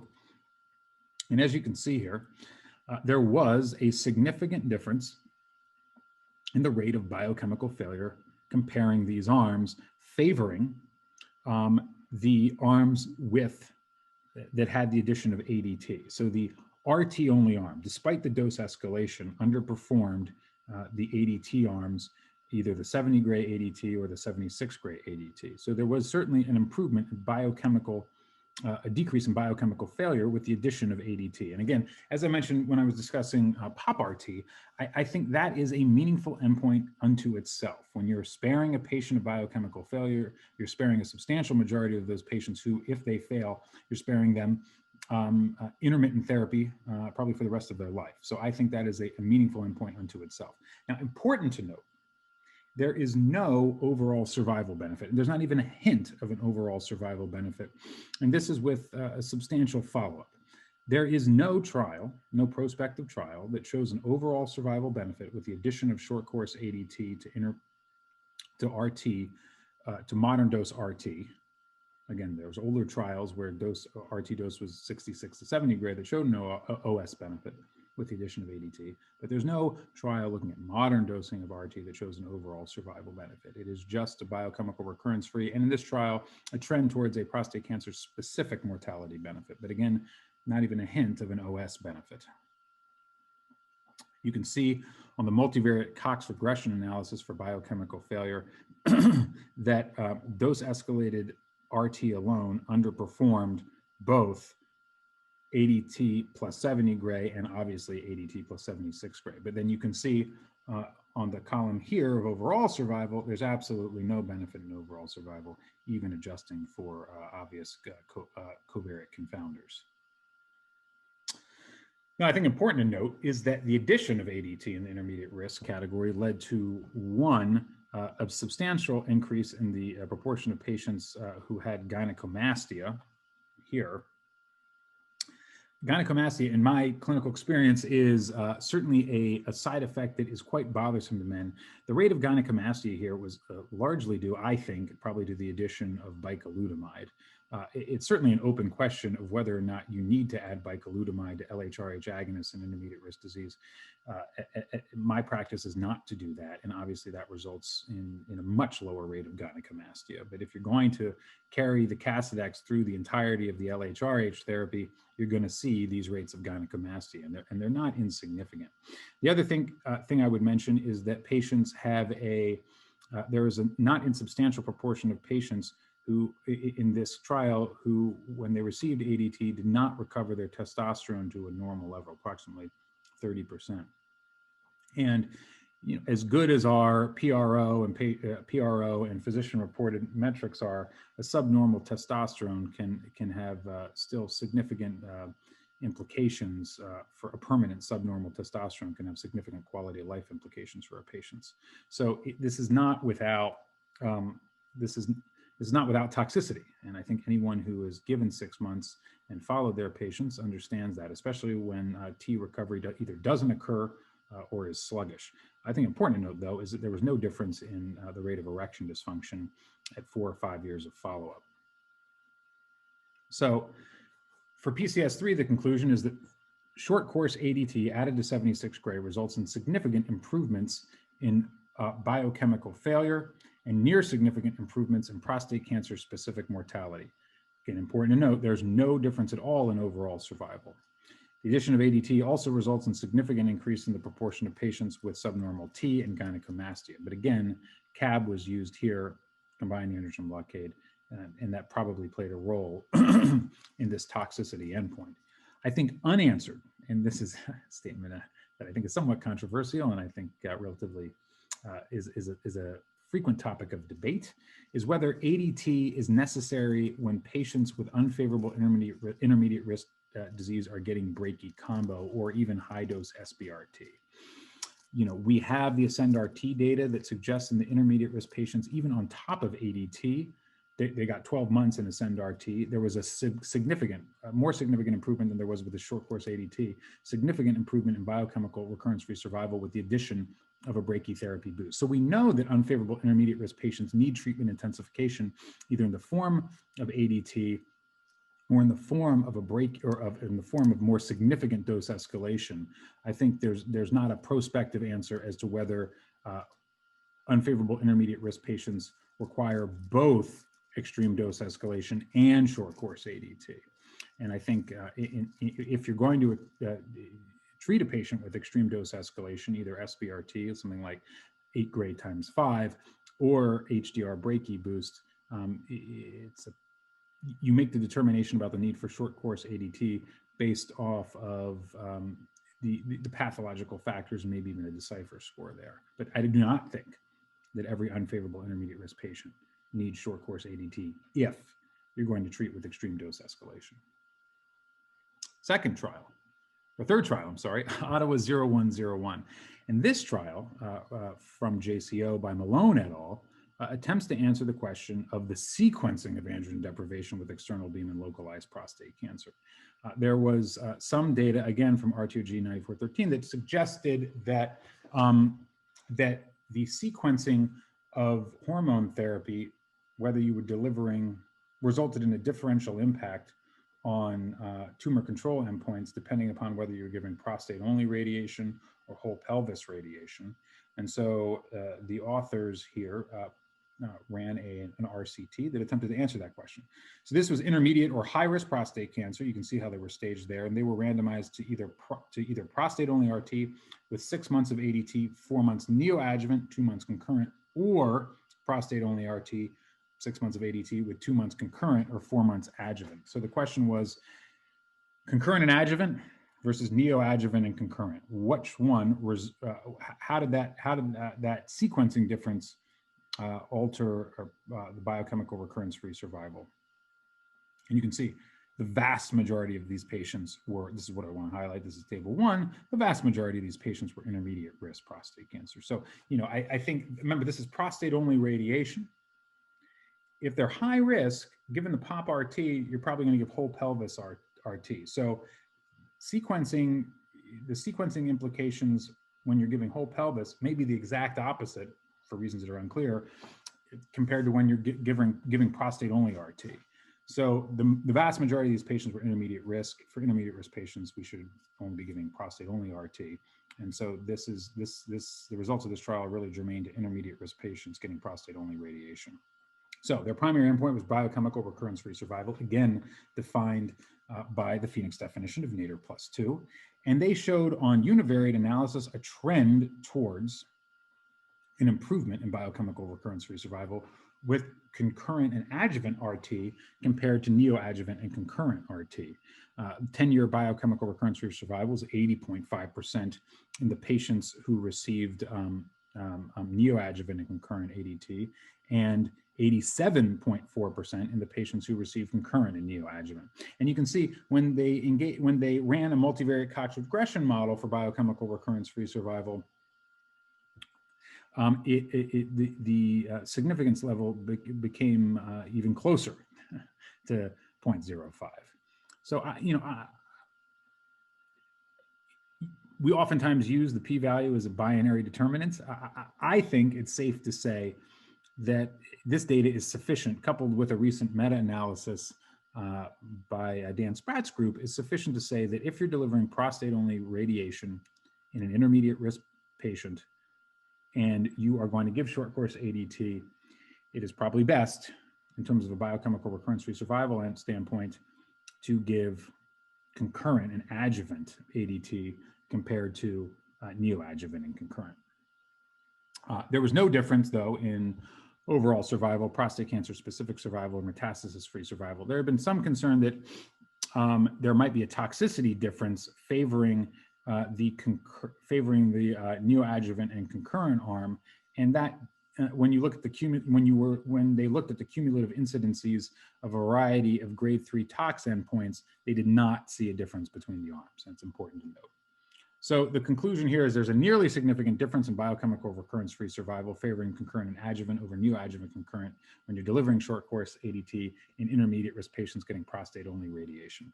This evidence, coupled with the meta-analysis I just mentioned, suggests that in intermediate risk prostate cancer, patients receiving prostate-only radiation, neoadjuvant and concurrent, that should read concurrent and adjuvant should be considered the standard of care. Why is this the case? There's multiple biohypotheses, but no convincing rationale for why we see this difference. It may have to do with differences in tumor hypoxia comparing the two treatment sequences, the ADT treatment sequences, but it has yet to be determined. Our next trial is Radicals, and this was a long-awaited trial along with RAVES and then the MAGIC meta-analysis, and this was in the timing of radiotherapy after radical prostatectomy. There has been a decades-long debate at this point about whether for certain patients with post-op patients with certain risk factors, whether we should be delivering adjuvant radiation, meaning if a patient has an undetectable PSA, we go ahead and deliver radiation 4 or 5 months after radical prostatectomy, or whether we should wait for biochemical recurrence. And this trial was attempting to answer this. So these were enrolling patients post-RP with PSAs less than or equal to 0.2 and these additional risk features. Those patients were then randomized to adjuvant RT to the prostate bed plus minus pelvis, or salvage RT to the prostate bed plus minus pelvis once a patient had 2 rising PSAs with 1 PSA above 0.1 or 3 consecutive rises in PSA. So this is This is a study that was designed to address in a very pure way the question of adjuvant radiation or salvage RT in patients who basically had an undetectable PSA status post radical prostatectomy, certain higher risk patients. You can see table 1 here. I think what's important to note that almost all of these patients were node negative. Very few were node positive, although pelvic lymph nodes dissections weren't done in a significant plurality of patients. Most of these patients were Gleason 7, and most of these patients were pathologic T3. Very few patients received pelvic nodal RT. 25 to 27% of patients in either arm received ADT with their RT. Again, important to note, and why early salvage is such an attractive strategy, is that only 32% of patients in the salvage arm began RT within 5 years of randomization. So you're sparing a significant number of patients salvage radiation, or you're sparing a significant number of patients radiation to the prostate bed. The median PSA at the time of RT initiation in the salvage arm was 0.2. You can see the interquartile range there. And the treatment was 66 gray and 30 fractions. That was the most common regimen, although there was a moderate hypofractionated regimen that was also done in about 40% of patients. Biochemical progression-free survival was defined as freedom from a PSA of 0.4 or greater following radiation, or a PSA of more than 2 at any time, or clinical progression, or initiation of ADT, or death. It was a composite endpoint. And you can see there was absolutely no difference in biochemical progression-free survival. 85% in the adjuvant arm and 88% in the salvage arm. And that is consistent with the results from RAVES. And as I'll mention in a minute, the MAGIC meta-analysis confirmed that. Not unsurprisingly, if you deliver radiation adjuvantly to all of these higher risk patients versus only delivering it to the proportion of patients who fail, you get a big benefit in toxicity. And that is, and this table 2 from their paper is a testament of to that. It is quite an impressive difference in toxicity. You're sparing patients a good deal. So there was no difference in biochemical progression-free survival as I previously defined it. There was a significant increase in toxicities in the adjuvant radiation group. The MAGIC meta-analysis that looked at radicals, RAVES, and the GETA trial, Vail et al., and Lancet, confirmed the absence of a difference in biochemical recurrence-free survival. And obviously, early salvage radiation should be the standard of care post-RP for certainly for node-negative patients.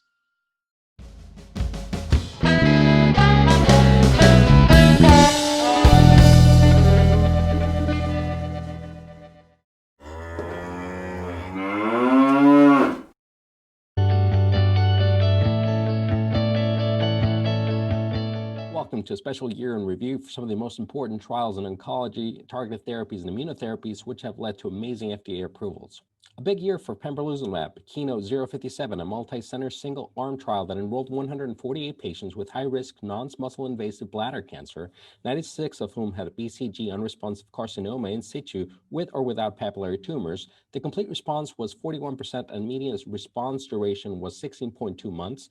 46% of the responding patients experienced a complete response lasting at least 12 months. The trial led to FDA approval in January 2020 of pembrolizumab for the treatment of patients with BCG unresponsive high-risk non-muscle invasive bladder cancer with carcinoma in situ with or without papillary tumors who are ineligible to have or have elected not to undergo cystectomy.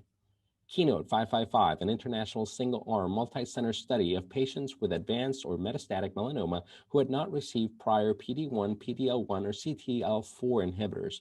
The overall response rate was 39% and led to an FDA accelerated approval April 28 for a new dosing regimen of 400 milligrams every 6 weeks for pembrolizumab across all currently approved indications, in addition to the current 200 milligrams every 3 weeks dosing regime. This was a much welcome change during the pandemic. KEYNOTE-629, a multi-center open-label trial on patients with metastatic cutaneous squamous cell carcinoma, where patients receive pembrolizumab 200 milligrams intravenously every 3 weeks. The trial excluded patients who had previously received therapy with an anti-PD-1, anti-PD-L1, or anti-CTLA-4 antibody. The overall response rate was 34%, and the median response duration was not reached. FDA approval of pembrolizumab June 24 for patients with recurrent or metastatic cutaneous squamous cell carcinoma that is not curable by surgery or irradiation. KEYNOTE-177, a multi-center international open-label randomized trial in patients with previously untreated, unresectable, or metastatic MSI-high or dMMR colorectal cancer. Randomized to receive pembrolizumab 200 milligrams intravenously every 3 weeks, investigator's choice of modified FOLFOX6 or FOLFIRI, bevacizumab, or cetuximab. Median PFS was 16.5 months in the pembrolizumab arm and 8.2 months in the chemotherapy arm. FDA approval June 29th for the first-line treatment of patients with unresectable or metastatic microsatellite instability high or mismatch repair deficiency colorectal cancer. Keynote 355, a multi-center, double-blind, randomized, placebo-controlled trial in patients with local, recurrent, unresectable, or metastatic triple-negative breast cancer who had not been previously treated with chemotherapy in the metastatic setting. Median PFS was 9.7 months in the pembrolizumab plus chemotherapy arm and 5.6 months in the placebo arm. FDA accelerated approval on November 13, 2020 for pembrolizumab in combination with chemotherapy for the treatment of patients with locally recurrent or resectable metastatic triple-negative breast cancer whose tumors express PD-L1. Attraction 3, a multi-center randomized active control open label trial in patients with unresectable advanced or recurrent metastatic esophageal squamous cell carcinoma. Statistically significant improvement in OS. Median OS for patients receiving nivolumab was 10.9 months versus 8.4 months for patients receiving investigator's choice of taxane chemotherapy. OS benefit was observed regardless of tumor PD-L1 expression level. The ORR was 19.3 months in the nivolumab arm versus 21.5 in the taxane chemotherapy arm, with median response duration of 6.9 months and 3.9 months respectively, and no improvement in progression-free survival. On June 10, the FDA approved nivolumab for patients with unresectable, advanced, recurrent, or metastatic esophageal squamous cell carcinoma after prior FEMAFU and platinum-based chemo. Combination checkpoints inhibitors, Checkmate 743. A randomized open-label trial in patients with unresectable malignant pleural mesothelioma and no prior anti-cancer therapy. Patients were randomized to receive either nivolumab or ipilimumab for up to 2 years or 6 cycles of combination chemotherapy with cisplatin or carboplatin plus pemetrexed. The trial demonstrated a statistically significant improvement in overall survival for patients treated with nivolumab plus ipilimumab compared to those treated with chemotherapy. The median overall survival was 18.1 months versus 14.1 months. FDA approval of combination nivolumab plus ipilimumab as first-line treatment for adult patients in unresectable malignant pleural mesothelioma. Checkmate 9LA, a randomized open-label trial in patients with metastatic or recurrent non-small cell lung cancer. Patients were randomized to receive either the combination of nivolumab, ipilimumab, and 2 cycles of platinum doublet chemotherapy, or platinum doublet chemotherapy for 4 cycles. The trial demonstrated statistically significant benefit in overall survival for patients treated with nivolumab plus ipilimumab plus chemotherapy compared to those who received chemotherapy. Median OS was 14.1 months versus 10.7 months. May 26, FDA approval of the combination nivolumab with ipilimumab and 2 cycles of platinum doublet chemotherapy as first-line treatment for patients with metastatic recurrent non-small cell lung cancer with no EGFR or ALK aberrations. The ARROW trial, a multi-center open-label, multi-cohort clinical trial in patients whose tumor had RET gene alterations. Efficacy for RET fusion-positive non-small cell lung carcinoma was evaluated in patients previously treated with platinum chemotherapy. The overall response rate was 57%, and 80% of responding patients had response lasting over 6 months or longer. FDA September 4 accelerated approval of pralsetinib for adult patients with metastatic RET fusion-positive non-small cell lung cancers as detected by an FDA-approved test. Efficacy for the advanced or metastatic RET mutant medullary thyroid cancer was evaluated in 55 patients who received prior cabozantinib or bandetinib. The ORR for these patients was 60%, 79% of responding patients had response lasting over 6 months or longer. FDA approval of pralsetinib December 1st for advanced or metastatic RET mutant medullary thyroid cancer. Libretto 001, a multi-center open-label, multi-cohort clinical trial in patients whose tumors had RET alterations. Efficacy was shown in RET-positive non-small cell lung cancers, RET mutant medullary thyroid cancers, and RET-positive thyroid cancers. In non-small cell cancers previously treated with platinum chemotherapy, overall response rate was 64%. 81% of responding patients had responses lasting over 6 months or longer. This led to the accelerated approval of selpercatinib for RET-positive non-small cell lung cancers, RET mutant medullary thyroid cancers, and RET-positive thyroid cancers. In monoclonal antibodies, Inspire 150, looking at the efficacy in combination with atezolizumab with complementinib and bemorafenib for patients with BRAF V600 mutation positive unresectable or metastatic melanoma. This was a double-blind, randomized, placebo-controlled, multi-center trial. Median PFS was 15.1 months in the atezolizumab arm and 10.6 months in the placebo arm. This led to the FDA approval of the triple combination in metastatic melanoma in July 2020. In Passion 131, a phase 3 multi-center randomized, double-blind, placebo-controlled trial of atezolizumab in combination with paclitaxel compared with placebo and paclitaxel for patients with metastatic triple-negative breast cancer. Treatment with atezolizumab atezolizumab and paclitaxel did not significantly reduce the risk of cancer progression and death compared with placebo and paclitaxel in the PD-L1 positive population. Due to the results of IMpassion 131, the FDA September 8th alerted healthcare professionals about the efficacy and safety of the combination of atezolizumab and paclitaxel.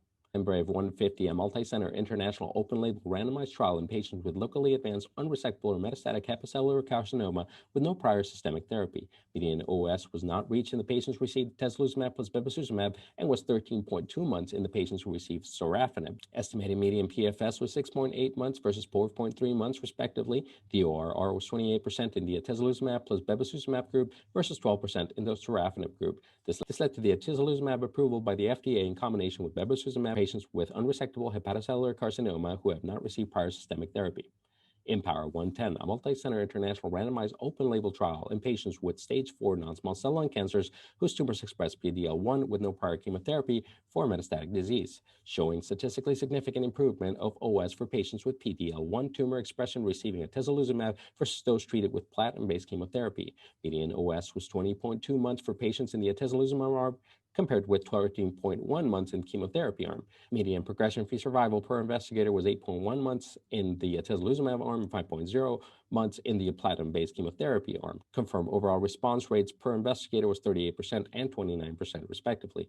On May 18, the FDA approves atezolizumab for first-line treatment of adult patients with metastatic non-small cell lung cancer whose tumors have high PD-L1 expression or PD-L1 stained with no GFR aberrations. Javelin Bladder 100, a randomized multi-center open-label trial in unresectable locally advanced or metastatic urothelial carcinoma that has not progressed with 4 cycles of first-line platinum-containing chemotherapy. The median OS in all patients was 21.4 months in the avelumab arm and 14.3 months in the BSC alone arm. In June 30th, the FDA approved avelumab for the maintenance therapy of patients with locally advanced or metastatic urothelial carcinoma that has not progressed with first-line platinum-containing chemo.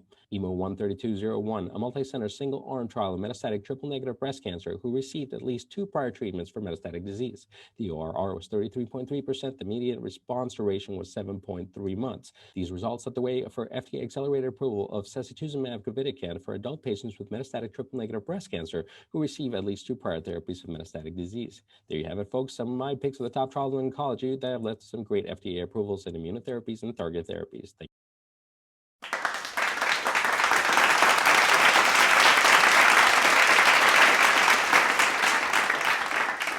Thank you for your attention. I'm Gilbert Morgan, Director of the OncoAlert Network.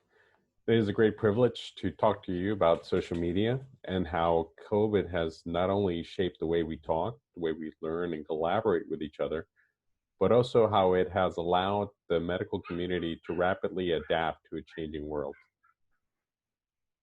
I have divided this presentation into 5 parts: the current COVID pandemic situation, the social media response to COVID, especially medical social media, the OncoAlert Network, the OncoAlert response to the pandemic, and the power of collaboration.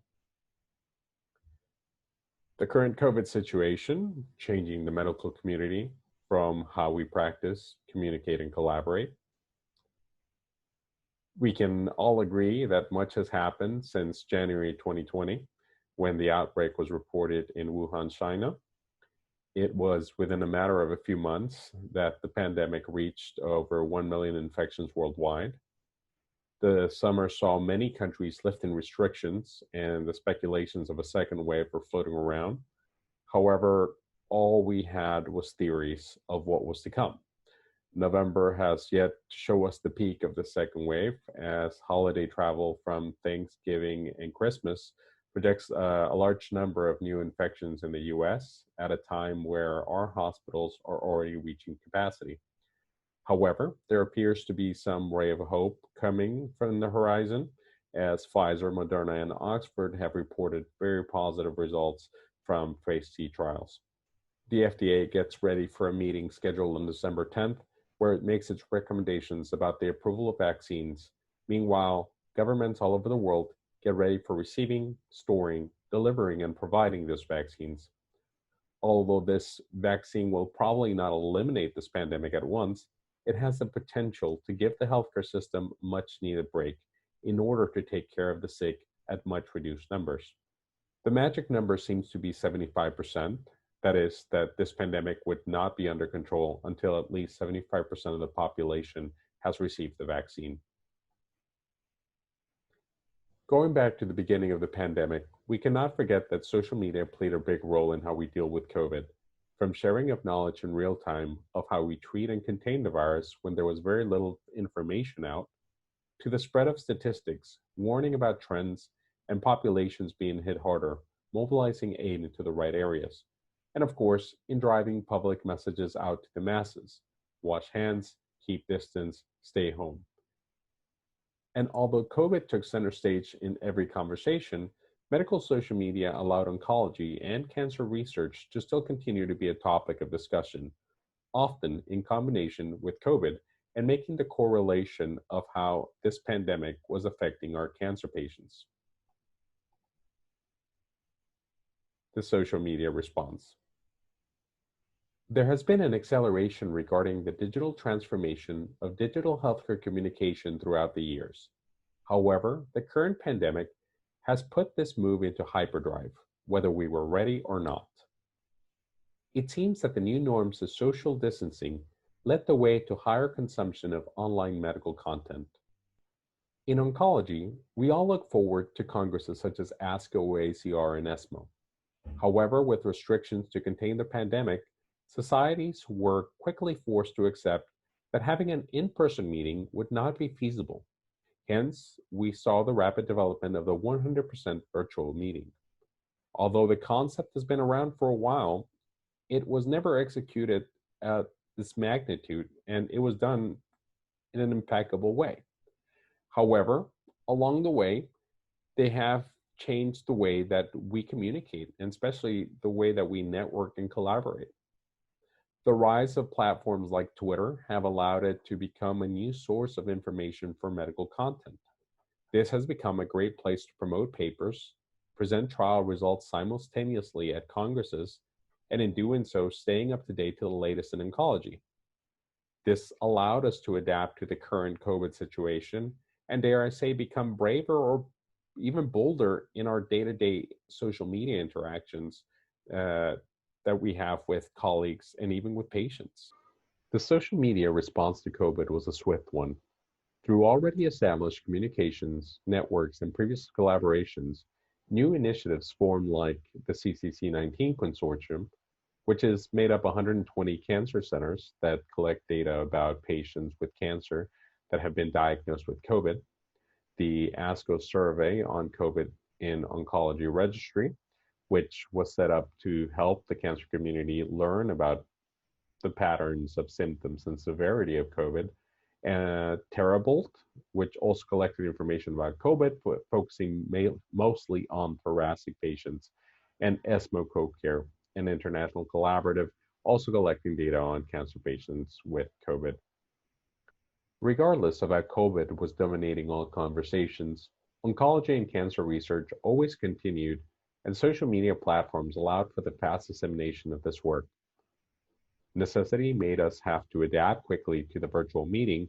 However, as a spectator, it's just a matter of getting used to a new format and delivery.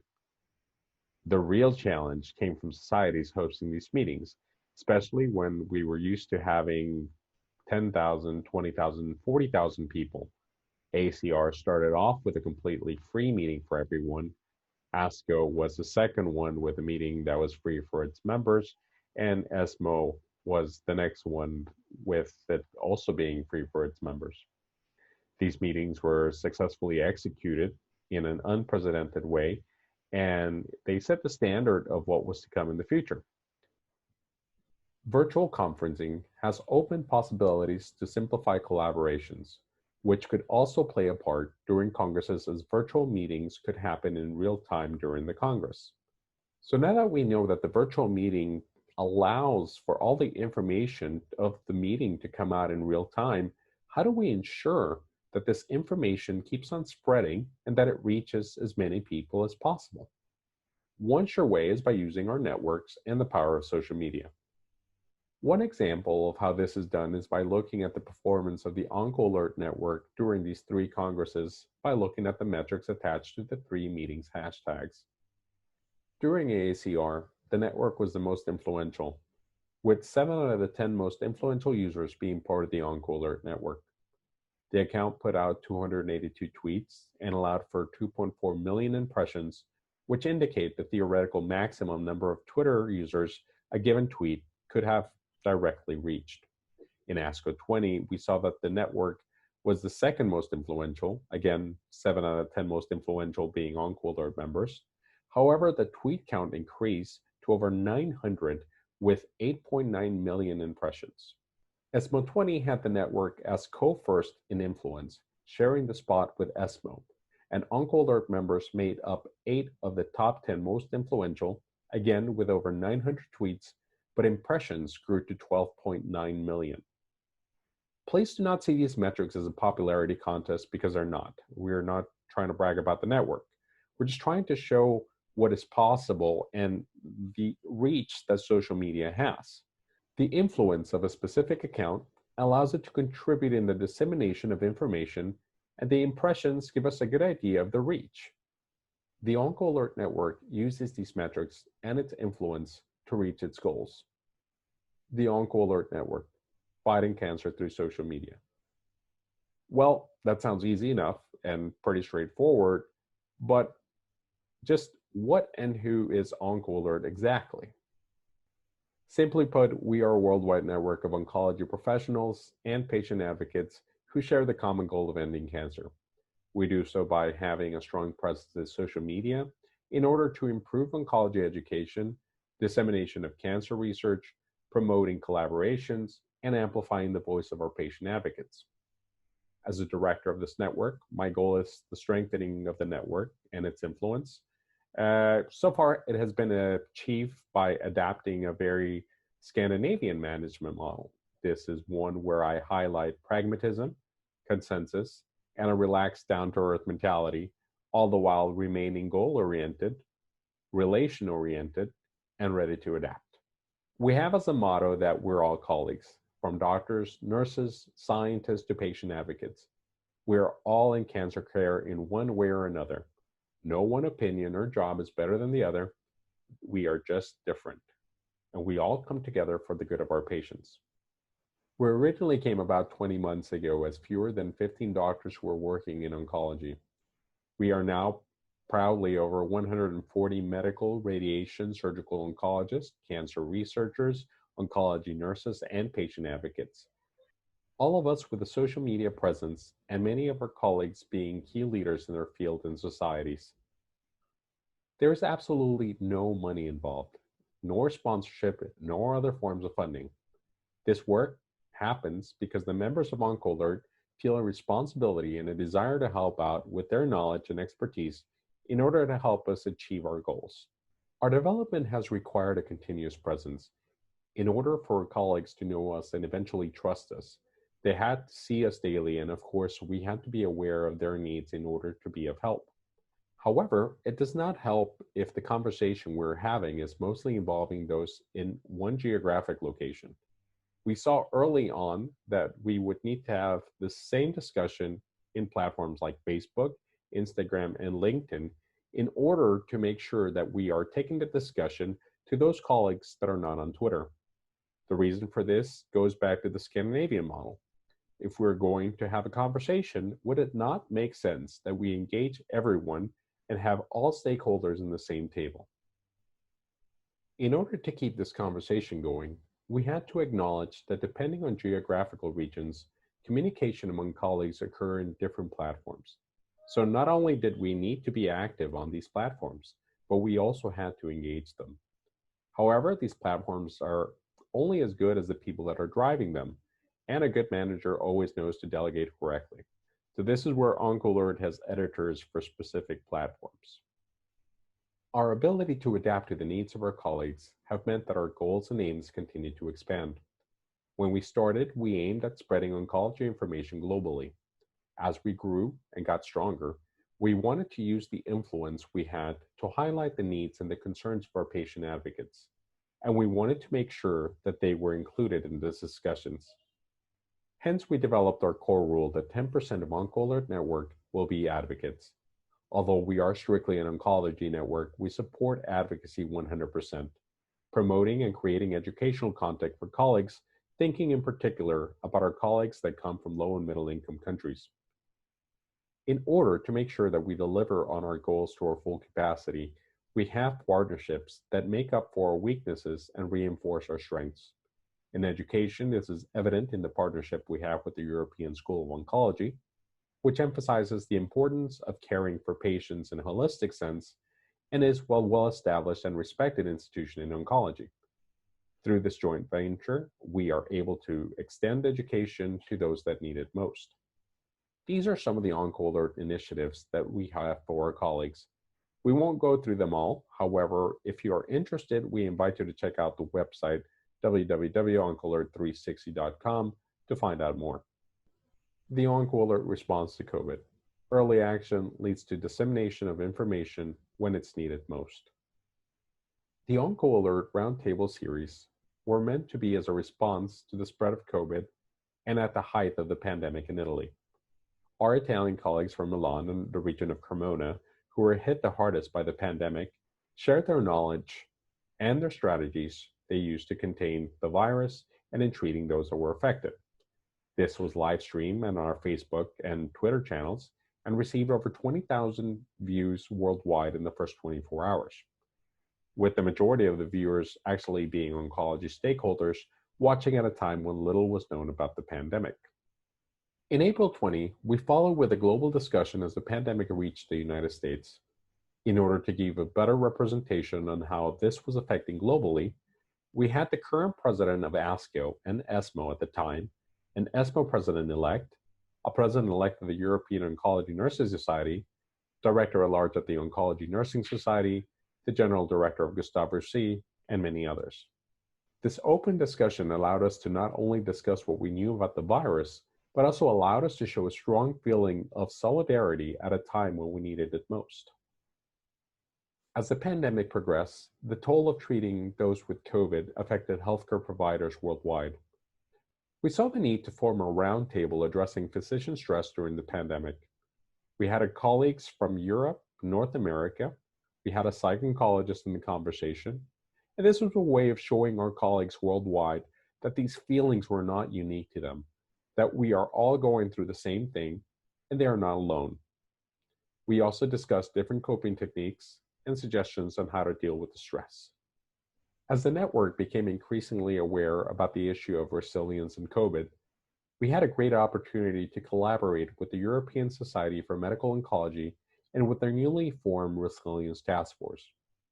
This collaboration started as a survey between ESMO and OncoAlert, which was disseminated by email by ESMO and through social media by our networks. So far, this has led to 2 surveys, and these were presented at ESMO 2020 as a preferred paper. The impact of COVID-19 on oncology professionals result of the ESMO Resilience Task Force survey collaboration. The survey saw that COVID-19 was impacting job performance in oncology professionals, and the risk of distress and burnout was actually something that was increasing over time. The first survey was that from April 16 to May the 3rd, where there were 1,520 participants representing 101 countries.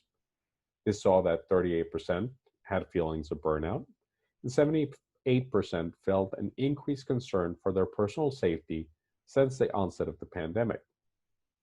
The second of the resilience surveys was out in July 16 to August 6th. Here, those reporting feelings of burnout have actually increased to 49%. However, the proportion of professionals at risk of distress went from 25% to 33%.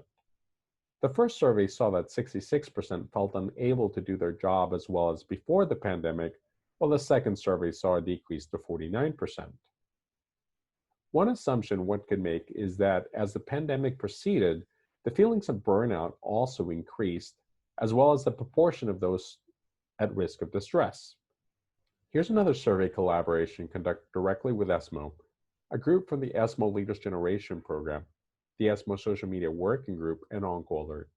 This focusing on the impact of COVID-19 on social media as perceived by the oncology community, which included over 1,000 participants.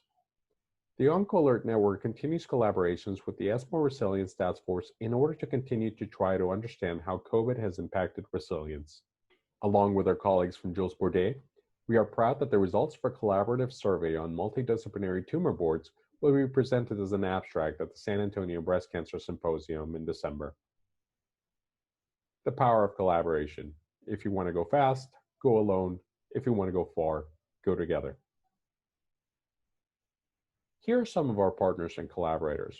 Although all of our partners have similar values to ours, they all do something very different to what we do. The partnerships we form are there to serve a purpose, to better oncology, to help make better oncologists, and to give better care for our patients. Through specific initiatives, we're able to team up and really take advantage of the synergy. And there is no better testament to the synergy than the OncoAlert Colloquium. When it comes to oncology education, the strongest tool one could have is a vast network of colleagues and collaborators who hold the same views that can assure that you will produce a quality educational product. The OncoAlert Colloquium is being hosted December 14th to the 18th and is presented in collaboration with our partners from MASC, CEOG, eCancer, and VG Oncology. This is a 5-day end-of-the-year wrap-up, and here we are presenting the biggest trials and findings of 2020, all divided by tumor group and done so by an amazing OncoAlert faculty with some key leaders in the field. So to sum up, the real strength of our network and the reason for our success lies in two things. Our amazing faculty that believes in our purpose and is supportive in all of our initiatives, donating their time and efforts, and our colleagues worldwide who trust us and interact with us daily, making sure that we keep each other updated through the use of the hashtag. I thank you all for your attention, and I hope that this presentation didn't come out as us boasting about the network, but the intent was to show what is possible even in situations where distancing is a must. To let you know that these discussions are ongoing with our colleagues, that there is a new normal, and that it makes it possible to talk and collaborate faster than ever before. A strong social media presence and network can be very beneficial, especially when responding to the needs of a pandemic such as the one we're living through. Thank you very much.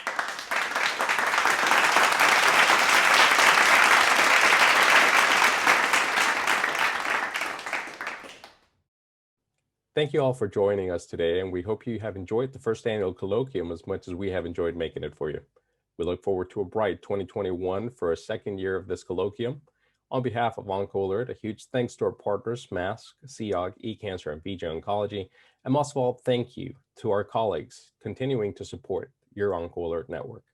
We're all part of the global OncoAlert family, as no matter where in the world you are, we are all OncoAlert. Thank you.